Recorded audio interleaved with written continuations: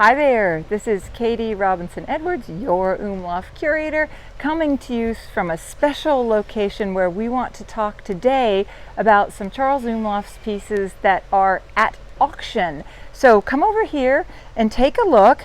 This is super exciting. These are actually at an auction gallery. We really want to talk about the objects today, but if you're interested in the auction, send us a note offline and we can give you more information. But we heard about these because the auction house reached out to us and wanted to know what they have, and sure enough, this is a beautiful hippopotamus by Umlauf, and I'm already forgetting the date. It's from 1965. It's from 1965, and you can see the signature on his back right leg, made out of bronze. And if you know Umlauf at all, you probably know his famous hippopotamus called Lotus. We have the large one in the garden, and right now in our gallery we actually have two smaller hippopotamuses, but neither one of them looks like this at all. This is not called Lotus. This hippopotamus has a very, very different shaped face that's not hippo-like at all. I think it's quite wonderful, and Graham, who's holding the camera, and I were talking about it. You can almost see how Umlauf made it out of clay first, probably rolled the clay out, and then almost just flopped it over here to make the face. And it just gives this wonderful smooth nose that widens out at the bottom to form the hippo's nostrils. And then he did one of our all-time favorite things, the chub of the hippo right here, the wrinkly chub.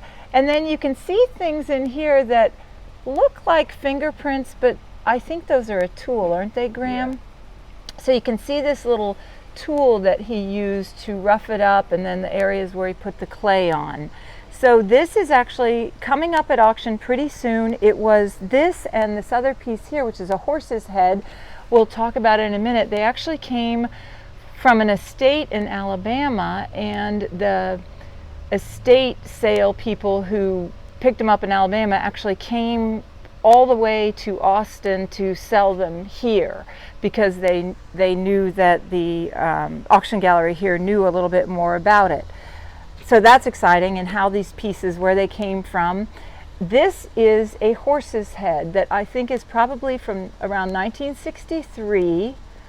And if you want to look inside it, we've washed our hands carefully. We have permission from the auction house to touch these, but you can see inside again, looking like it was rolled out in clay and then folded over before it was transferred into wax to make the bronze. Here's the signature here, I guess right here. And then you can also see some of the texturizing where Umlauf made a little tool and then did some stippling in there, and adorable little eyes. Umlauf made more horses than any other animal. There's a horse in the Metropolitan Museum of Art, and there's certainly a horse in our sculpture garden, and you'll see them in all different styles. And this is just a horse head.